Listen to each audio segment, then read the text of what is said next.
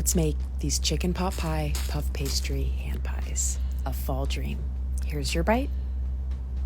Here's my bite.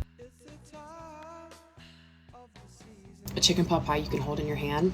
Count me in. And here's how to make it. So first we're gonna get started on making the chicken pot pie filling. I actually made this the day before and then assembled the pastries the next day. So if you wanna split it up like that, you can do it too. It's actually even better that way. Deglaze your pan with a little bit of wine, scrape up any of those brown bits, and then pour in your chicken broth in batches to make sure everything is nice and incorporated before you add the next batch. Let that simmer for a few minutes to thicken, and then pour in your cream, give that a stir, and then add in your Dijon. Now you wanna season with some fresh thyme and tarragon, freshly grated nutmeg, salt, and pepper. Give that a stir and taste for seasonings before sprinkling in your Gruyere and Parmesan cheese. Stir to melt the cheese, and once that's nice and creamy, add in your shredded chicken and frozen peas, give that a stir, and set aside. Now for the pastry, I just used store-bought puff pastry, rolled it out just a tiny bit, and then I cut it into 6 rectangles. Then I added about 1/4 cup of that filling, added on that other layer, pinched first with your fingers and then with a fork. Once you're done, add them all to a baking dish lined with parchment paper, brush with your egg wash, sprinkle with a little bit of sesame seeds or poppy seeds, bake, and you're done. Full recipe with all of the written instructions is linked in my bio.